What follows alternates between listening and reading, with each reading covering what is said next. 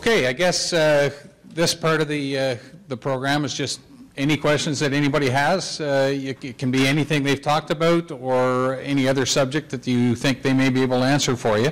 Does anybody have anything right away?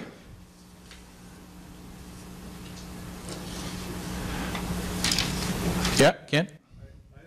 The way you described Europe, it sounded like it might be a buying opportunity as an investment.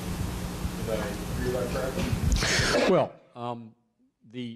and interestingly that you should raise that question, because there have been buying opportunities. Back in 2012, for example, the market looked at the improvement in the situation, and I think it was in 2012 and 2013, the Euro Stoxx 50 index actually outperformed the TSX Composite. So I want to stress I'm not an investment analyst, but I guess what I would say at the moment is that if you look back then and the seriousness of the situation, I mean, there were lots of people who said that the euro would go away, Europe, the Eurozone would break up. I was not one of those people. And yet the market recognized there were buying opportunities.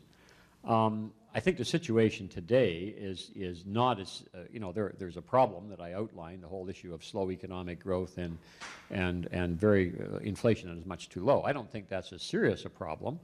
Now, that could be a two-edged sword. I'm going to make a sort of a smart-ass crack here. I sometimes think that maybe a little, even though I said deflation was a bad thing, a little dose of it might be a good thing, because it would kind of get the powers that be into action. Another way of putting it is that what we learned during the European debt crisis is that sometimes that not only do a lot of European policymakers do their best work during a crisis, sometimes they do their only work during a crisis. And you know, again, if it were a perfect world. So I think that certainly the possibility is there. I mean, my view would be that they will solve this issue. I think when you actually get into individual investments, then that's where you want to get the advice or deal with portfolio managers that are really on the ground. Yeah, hope that helps. Well, you're up there for you talked a bit about the manufacturing sector in the States doing a little better and growing a bit. How do you think that goes in the long run? You talked about China becoming a more consuming society, and India also becoming more consuming society. How is the States and the manufacturing sector in the States going to compete with those countries? Well, that's a great question, and had I had more time, I would have talked a bit more about India. And I want to say one thing about India. One of the great things about working for Fidelity is we really are a global company.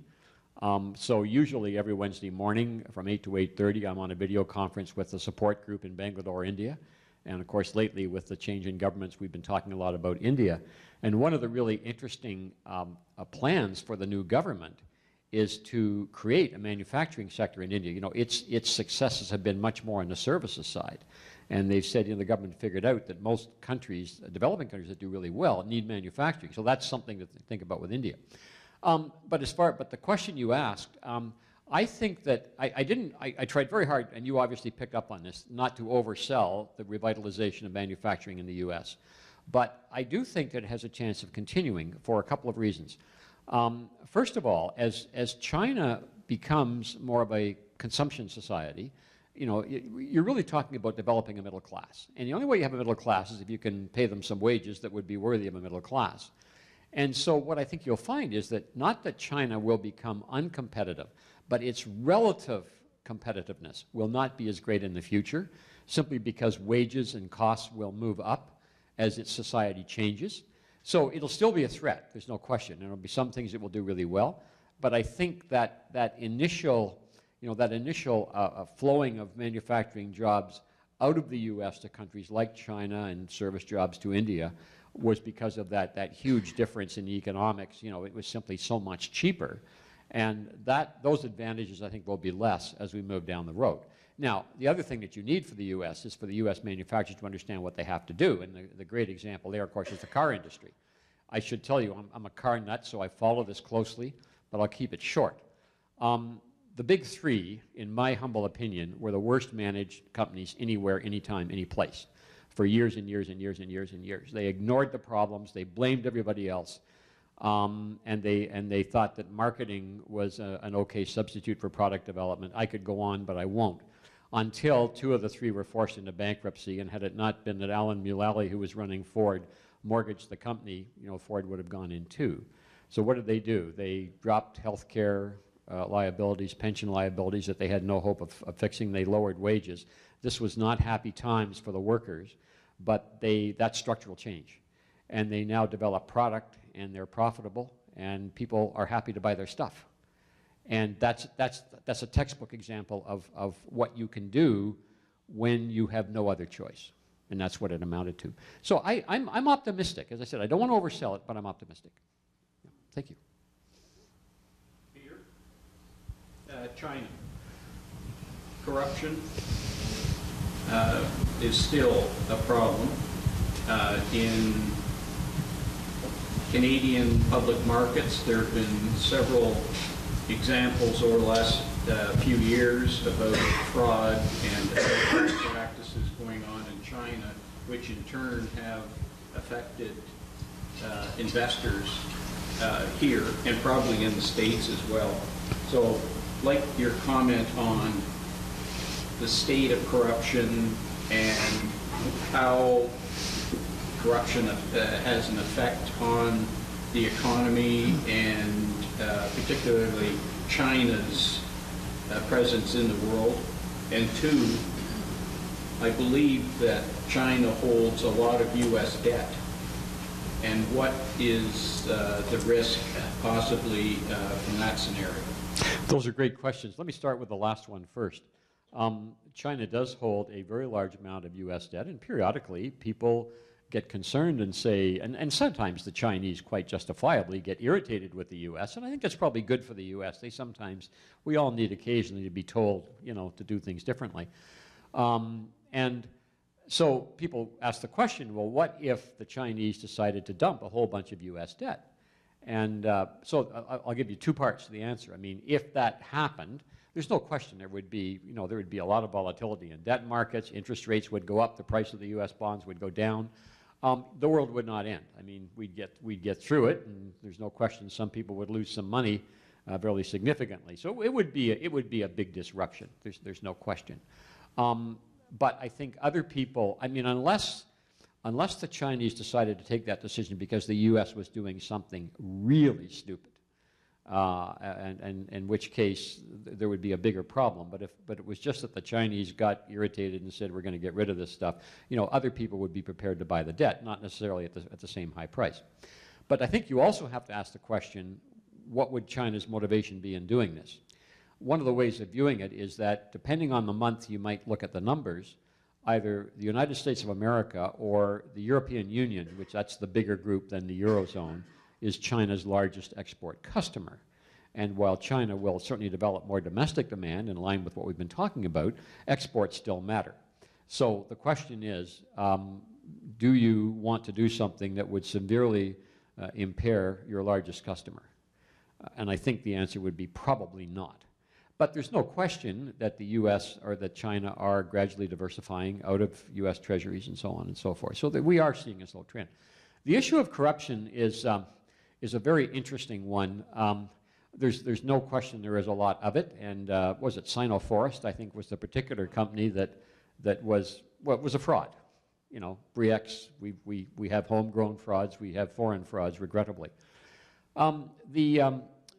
What strikes me is that there was a large change in Chinese government, which happens, about every 10 years, and it happened a year or so ago. And anything that I've read from the new Chinese leaders say that they understand the issues they've got to deal with. I mean, now understanding and executing the solution can be 2 quite different things. And in fact, they've been doing quite a crackdown on corruption, maybe a little bit overzealously. I tend to take the rather pragmatic view that corruption's a bad thing, but you're probably never going to get rid of all of it. But if you can get rid of most of it, and that, by the way, is also a big issue in India at the moment. So they are cracking down, and if they're overzealous, that may be justified by the fact that, if they overshoot a little bit, they'll probably get a little more corruption out of the way. They'll never completely get rid of it. And I have to tell you about something that was once told to me by a young Russian entrepreneur. I happened to be speaking at a dinner where there were a bunch of young Russian entrepreneurs who had come to a college in Toronto to study. And at the dinner table, someone said, "What about the Russian mafia?" And the answer utterly surprised me. This young entrepreneur said, "You know, the mafia can be so useful because they can get you stuff that you can't get anywhere else." And that's not a way of justifying corruption or organized crime, absolutely. But I think what happens is, there's always going to be some of that. We can make things work under the table. But I think the Chinese are absolutely serious about getting rid of corruption. Thank you. I have a question that came to me from somebody this past couple of weeks. It's actually more for Ken. Actually, it might even go over to John, but yeah. Some people who use trust to put cottages or hunt camps, that kind of thing in. Mm-hmm. 21-year rule that comes up. What do they have to do at that stage? And what happens if they didn't know about it and they went past that 21 years? Yeah, well, that's an interesting one.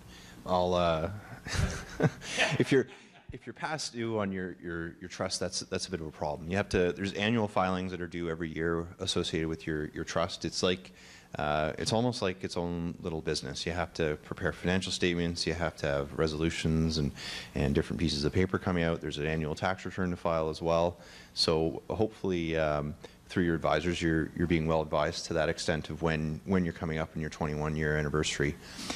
If you're looking at something like a recreational property, at that 21-year mark, it's as though you disposed of that property. So you would take your costs that you paid for it and any improvements or upgrades that you had to that property, and that would become your cost base for your property. And then you would look at the fair market value of that property at this point, and the difference between the two would be your gain. So that would be taxed in the hands of the beneficiaries of the trust. So if you have something like a hunt camp, you're best to involve lots of your friends and maybe some of your enemies as well, so you can allocate out some of the gains and some of the taxes to that. Now, you may not want to invite them back to the hunt camp the next year, but yeah, I'll leave that to everybody here to figure out. So hopefully that answers that particular question, at least in part. If you go past, I haven't encountered that at this point, so I'd have to look into that and get back to. I'll get back to you on that, and you can circle that out, that through. I think you have other issues if you're past and behind. I think my guess would be that you would be you'd need to file that tax return and determine what the gain was, and you'd be delinquent. There'd be interest and penalties and all that sort of stuff associated with being past due. That would be my advice on that. Yeah. Yeah. Revenues are down in Ontario. Yeah. Over the last year, about $500 million less than what they thought. They kept the deficit the same. Yeah. So they dipped in somewhere on their slush funds to found some money there to keep the deficit the same. Yeah. And you mentioned taxes are going to go up, which is probably likely. Have you got any idea what more of those taxes might be, or? Yeah. Yeah. Yeah. Well, it's almost at the point where if you move to Quebec, you're paying the same taxes in some tax brackets as you are in Ontario. So that's a bit of an indication as to where the circumstances are. But what they've done essentially is introduce new tax brackets provincially, and they start at $108,000, I believe. And there's a surtax that's being incorporated there that essentially means you're paying 2 or 3% more in income tax at that level. And they brought this in as a deficit fighting measure, where it'll be well, the indication was when they introduced it was that it would be around until the deficit is slayed, and then it would potentially go away. But we'll see what happens with that.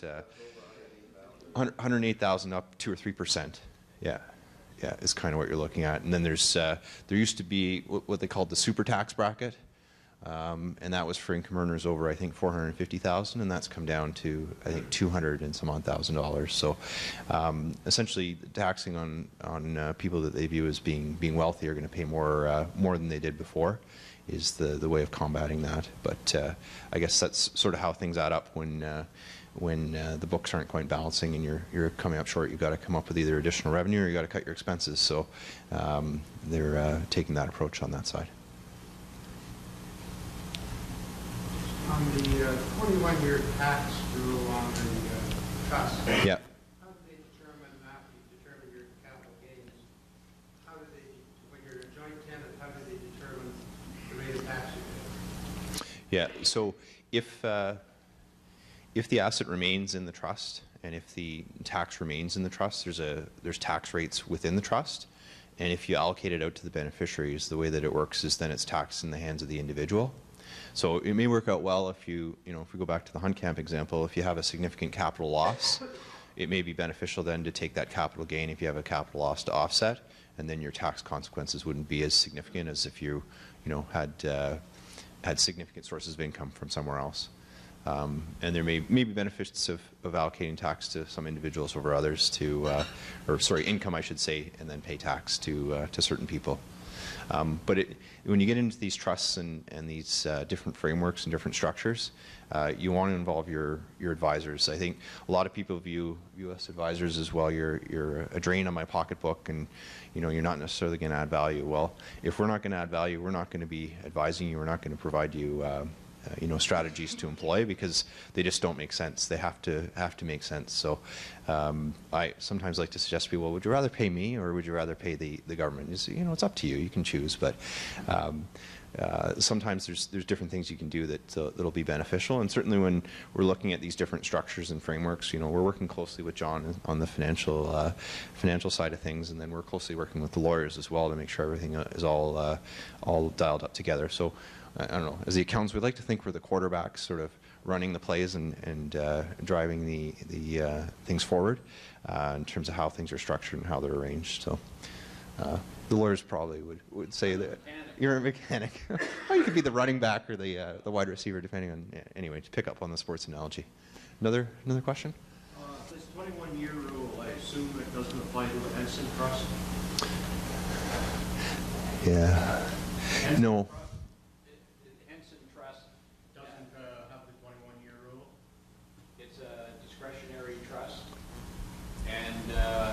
So it is governed by the period, but there are ways to deal with that depending on the age of the child. Typically, we tell our clients to review their wills every 5 years. So we try to keep track of the trusts within the will. If it's not, then if it's not dealt with, then on the expiration of that trust, those monies would, in my view, fall into the residue. And I guess the other point about the 21-year rule is you don't necessarily have to wait to the 21 years to deal with this. You can bring it on earlier if you'd like. So, if you look at something like some of the volatility in the markets and price pressures there, if you're holding a portfolio of investments and things have gone down, well, there's no reason that you can't settle up the trust at that point and then create a new trust, and essentially you get your stopwatch started again. So, there is, unfortunately, those things do happen, and you can sometimes be proactive and opportunistic with how you deal with them. Just a point I had mentioned earlier, the registration cards you have there before we will still be open for questions here, but if you fill those out, we're going to be drawing for door prizes as soon as we're all finished with questions. So just pass them over to the side of the table and the girls will pick them up for us. You notice on the back there is spots if you have somebody that may want to talk to one of the professionals here or myself or whatever, just put it on the back, and we'll certainly talk to you first about it to see what the details are. But anyway, just while we're still talking, if anybody else has any more questions. Ken? I have a question for John.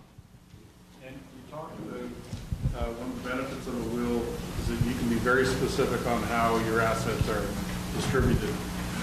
But I also heard you talking about fairness. And if you had a will that was had a number of assets going to 2 children out of 3, could the will be contested that it wouldn't be fair? Yes. So how much strength do your wishes carry? The courts don't like to interfere in a will. Oh, if you didn't hear the question, would a will be challenged in the event that you have, say, 3 or 4 children and you leave more assets to 2 or 3 of them and they're not divvied up equally, or if you left somebody out of your will entirely? So the answer is yes. In many cases, the will is challenged, but the courts are loath to place themselves in the position of the testator as long as the evidence is clear that the testator had capacity, the will was properly witnessed, and it helps if the lawyer, as lawyers should do, keep fulsome notes in their files.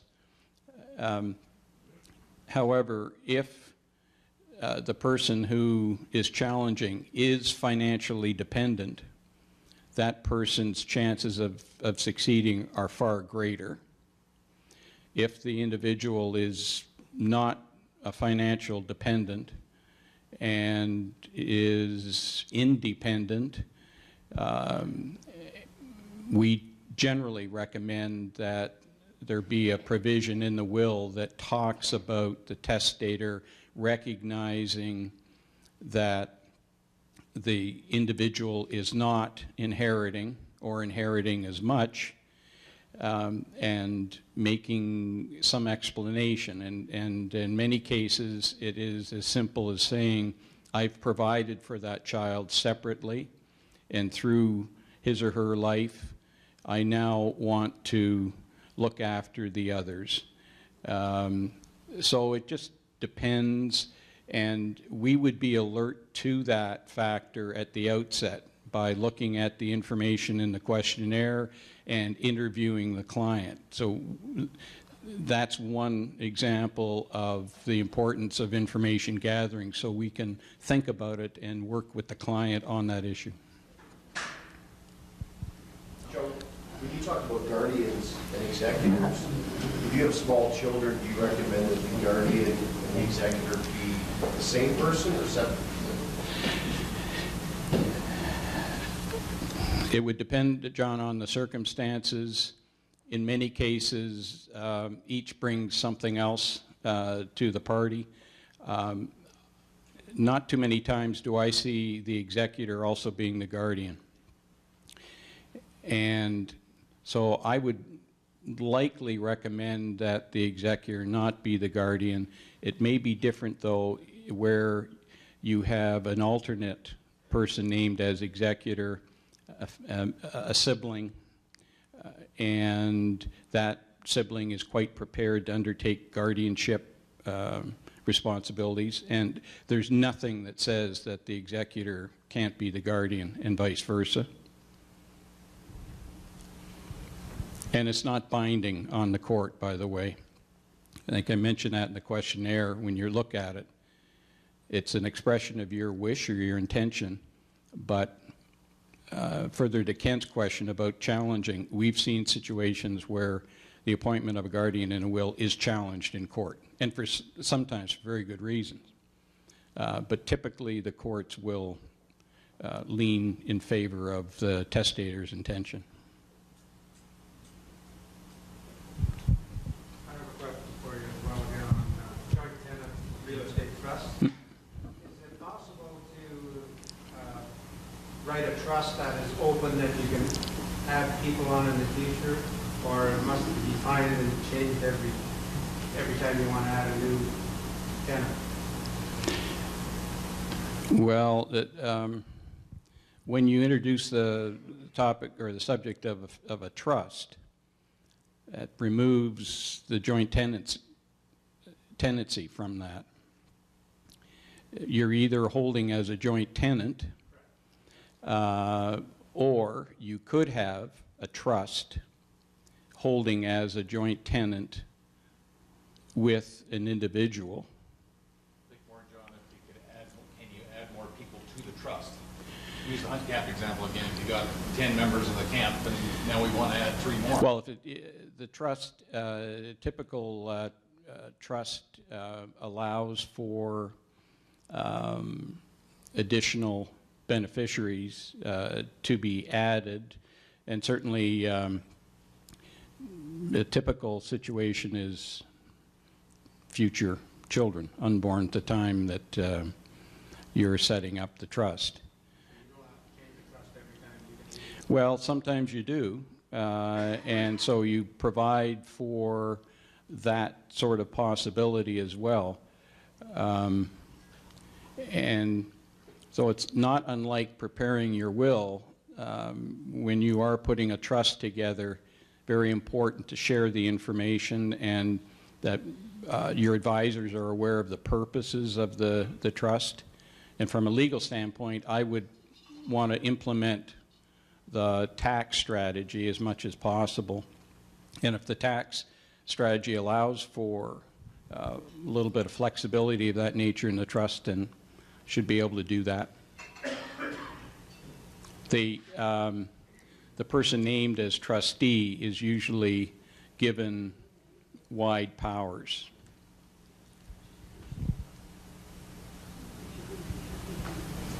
Any more questions? Margaret, you have a question?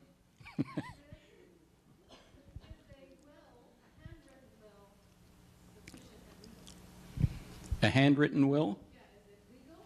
And is it like somebody writing their own will? You can have different types of handwritten wills. You can have a formal will that's just handwritten.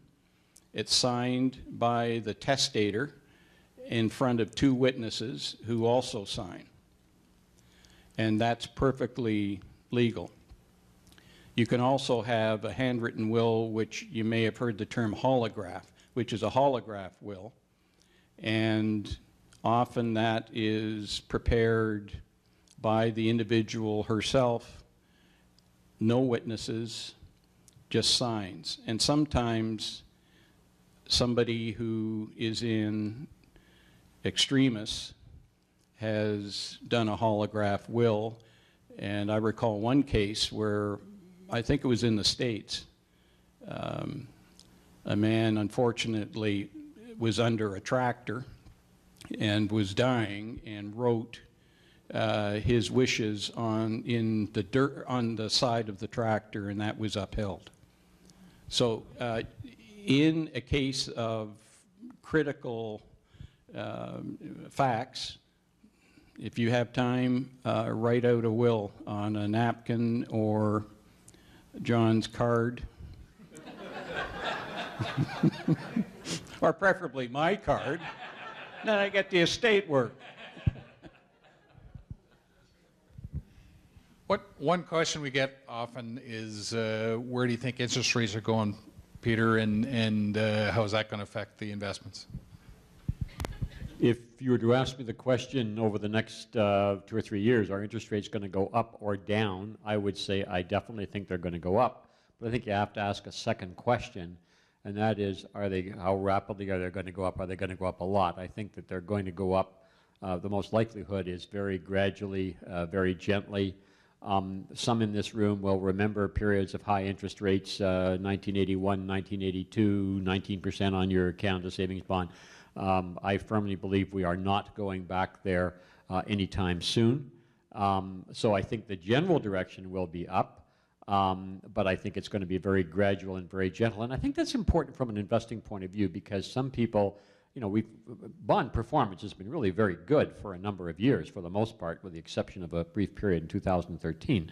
And I think some people are saying, well, if interest rates are going to be going up, I'm not going to get the same performance out of my bond portfolio, and maybe I should get out.